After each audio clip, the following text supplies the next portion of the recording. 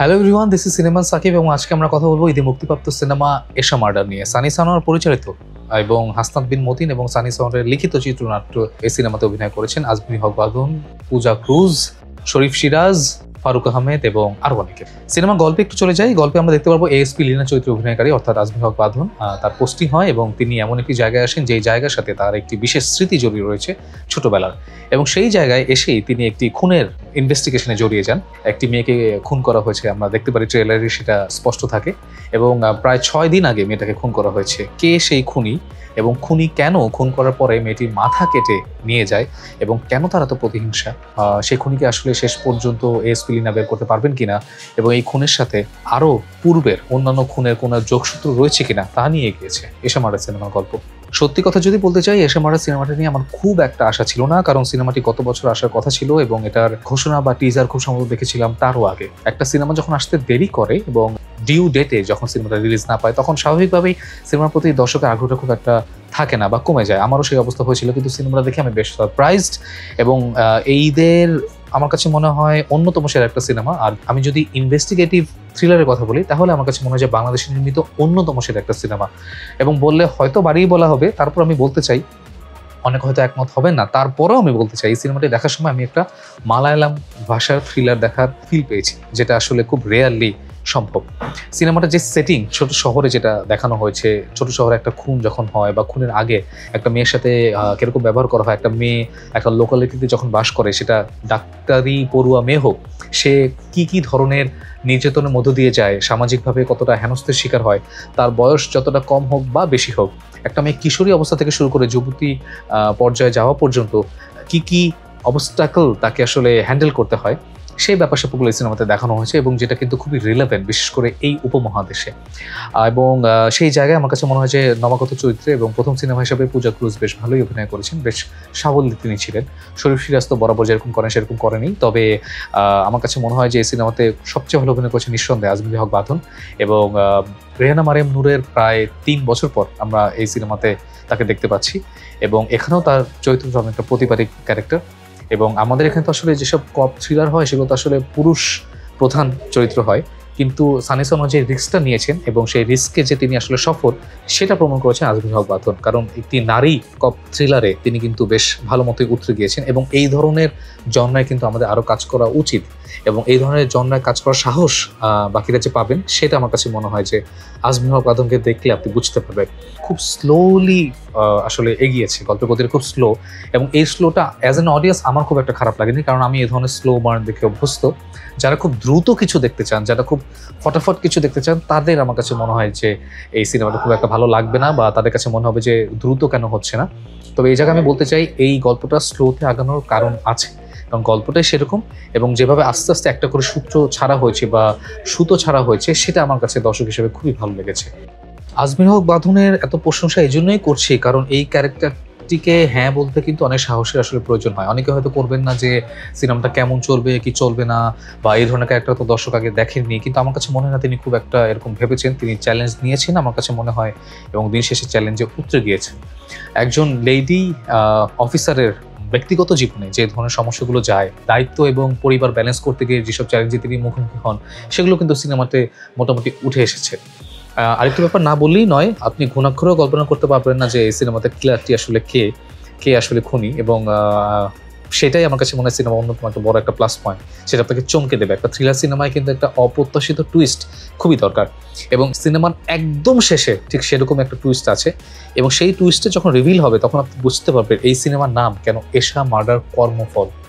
আপনার করা যে কোনো একটি কর্ম কোনো একদিন আপনার জীবনে এসে ফল রাখবেই, এবং সেই ফলের মধ্য দিয়ে আপনাকে যেতে হবে, এবং সেই কর্মফলের থেকে কেউ তার জীবনকে কিন্তু আলাদা রাখতে পারে না। সেটাই সিনেমার শেষে খুব ভালো মতো বোঝানো হয়েছে। সিনেমাটি খুব সুন্দর করে শ্যুট করা হয়েছে, সিনেমাটোগ্রাফি খুবই রিয়েলিস্টিক, খুবই ভালো লেগেছে।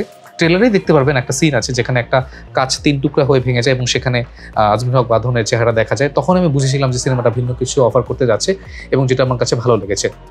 সিনেমার গান আছে একটা, বন্দি শুধু জানে মুক্ত হওয়ার মানে, এই গানটা আমার কাছে খুব ভালো লেগেছে। এছাড়াও হায় রে হায় মিস লঙ্কা, চুরি করেছে আমার মনটা, হায় রে হায় মিস লঙ্কা, এই গানটা সিনেমাতে যেভাবে ব্যবহার করা হয়েছে সেটা খুব প্রশংসার দাবিদার। সিনেমাটার রান টাইম দেখে হয়তো অনেকের মনে হতে পারে এত বড় সিনেমা দেখবো কিনা বা কিভাবে ধরে রাখতে পারবে কিনা, কিন্তু চিত্রনাট্যের বুননে আমার কাছে মনে হয় যে সেটা খুব ভালো মতো ধরে রাখা হয়েছে এবং সেই জায়গায় অবশ্যই ক্রেডিট দিতে চাই সানি সানোয়ার এবং হাসনাত বিন মতিনকে।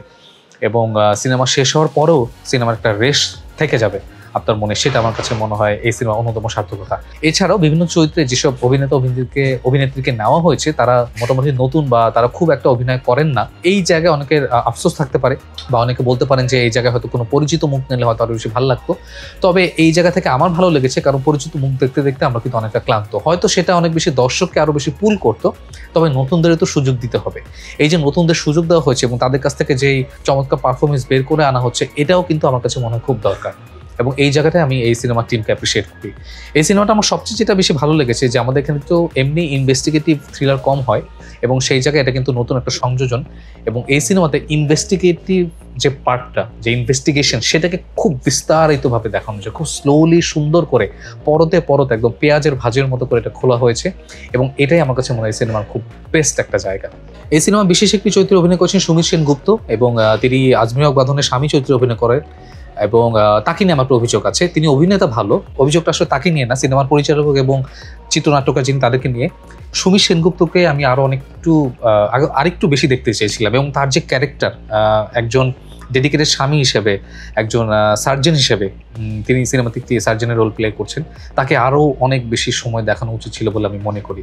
তার সাথে বাঁধনের যে ইকুয়েশনটা, স্বামী স্ত্রী যে ইকুয়েশনটা, সেটা একটা সিনেই মাত্র দেখানো হয়েছে, সেটা আরেকটু যদি ভালো করে দেখানো যেত আমার কাছে মনে হয় যে তার ক্যারেক্টারটা আরও বেশি পূর্ণতা পেত। এই ধরনের রাইটিংটা আসলে আশা করি না, যেখানে সিনেমার অন্যান্য ক্যারেক্টার রাইটিং অনেক জায়গায় অনেক ভালো হচ্ছে, সেখানে এরকম একটা ক্যারেক্টার, সেখানে সুমিত ভাইকে আরেকটু বেশি আসলে আশা করেছিলাম। এবং তিনি আসলে তিনি অনেক বছর ধরে ইন্ডাস্ট্রিতে আছেন, ইন্ডাস্ট্রিতে বলি না আমি, মার্কেট বা পাড়া। তো এখানে তিনি যখন এই ধরনের রোল করছেন, সুমিত ভাইকে আমরা এর চেয়েও বেটার রোলে দেখেছি, তাকে আরেকটু বেশি সময় আসলে দেখার আগ্রহটা আমার ছিল, দর্শক হিসেবে এটা আমার চাওয়া ছিল। তো আশা করবো ভবিষ্যতে যারা সুমিত ভাইকে নিয়ে কাজ করবেন তার চরিত্রটাকে আরেকটু বিকশিত করে লিখবেন এবং সুমিত ভাইও নিশ্চয়ই এই ধরনের ক্যারেক্টার চুজ করবেন, যে ধরনের ক্যারেক্টার তাকে আরো বেশি পূর্ণতা দেয়। এসা মার্ডার কর্মফল নিয়ে একটি কথা না বলেই নয়, এটি কপ ক্রিয়েশনের সিনেমা। কপ ক্রিয়েশন যে প্রোডাকশন হাউসটা আছে তারা ইতিপূর্বে অনেক সিনেমা বানিয়েছে, মিশন এক্সট্রিম বানিয়েছে, তারা ঢাকা অ্যাটাক বানিয়েছে, তারা ব্ল্যাক ওয়ারিয়র বানিয়েছে। আমি নির্দ্বিধায় বলতে চাই, এটা বললে হয়তো অনেকে মন খারাপ করবেন, হয়তো সানি সানোয়ার বা কপ ক্রিয়েশন অনেকেই মন খারাপ করবেন, তারপর আমি বলতে চাই সত্যটা না বললেই নয়, এর আগে তারা যত সিনেমা বানিয়েছেন বিগ বাজেটে, সেগুলোর অ্যারেঞ্জমেন্ট অনেক বড়, সেগুলো বিশাল বাজেট, অনেক স্টার কাস্ট, অনেক কিছু, কিন্তু সেগুলো দিন শেষে খুব একটা মনে থাকতো না, মানে ক্যারেক্টারের জন্য মায়া অনুভব করতাম না। এই জায়গায় এসা মার্ডার খুবই অবাক করেছে আমাকে, এই ক্যারেক্টার জন্য ফিল করতে পারি। যেমন মিশা সওদাগর ছোট্ট একটা ক্যারেক্টার করেছেন, কিন্তু সেখানেও একটা জায়গা আছে তার। তবে সবচেয়ে ভালো লাগতো যদি মিশা সওদাগর এবং শিল্পী সরকার অপু তাদের নিজেদের ভয়েসটা দিতেন, অন্য কেউ ভয়েস ডাবিং করেছেন, আমি জানি না কারণটা কি, তারা ভয়েসটা ডাবিং করলে অনেক বেশি ভালো লাগতো, যেহেতু তাদের ভয়েস আমরা অনেক বেশি আমাদের কাছে পরিচিত। এই জায়গায় বলতে চাই যে এই সিনেমাটা বাকি কপ ক্রিয়েশন অন্যান্য যে কোনো সিনেমা থেকে অনেক বেশি আলাদা এবং অনেক বেশি দিন থেকে যাবে। যদিও এই সিনেমাটি কিন্তু অন্যান্য সিনেমার মতো অত বাজেটে নির্মিত হয়নি, অল্প বাজেটে, কিন্তু এই জায়গাটা সলিডভাবে নির্মিত হয়েছে। তো কপ ক্রিয়েশনের কাছে আমার একটাই অনুরোধ থাকবে, আপনারা ভবিষ্যতে এই ধরনের সিনেমাই বানান। অতিরিক্ত বাজেট দিয়ে সিনেমা বানাতে গিয়ে অনেক সময় দেখা যায় যে সিনেমার মূল সোলটা হারিয়ে গেছে। এসা মার্ডারে কিন্তু সেটা হয়নি, সিনেমার সোলটা কিন্তু ঠিকঠাক ছিল এবং সিনেমাটি অল্প বাজেটে নির্মিত হলেও সেই পুরো যে ছোটোখাটো ত্রুটি, সেটা ত্রুটি বিচ্যুতি ঢেকে গিয়েছে শুধুমাত্র পারফরমেন্স, অভিনয়, পরিচালনা এবং চিত্রনাট্যের গুণে। আশা করি এই জায়গা থেকে তারা শিক্ষা নেবেন এবং ভবিষ্যতে এই ধরনের রিয়েলিস্টিক সিনেমাই আমরা আরও বেশি উপহার দেবেন। সিনেমার ওপেনিংটা খুব একটা ভালো হয়নি সিনেপ্লেক্সের হিসাব অনুযায়ী, তবে দিন দিন কিন্তু ওপেনিং বাড়ছে, দিন দিন দর্শক সমাগম বাড়ছে, দিন দিন এর কালেকশনও বাড়ছে।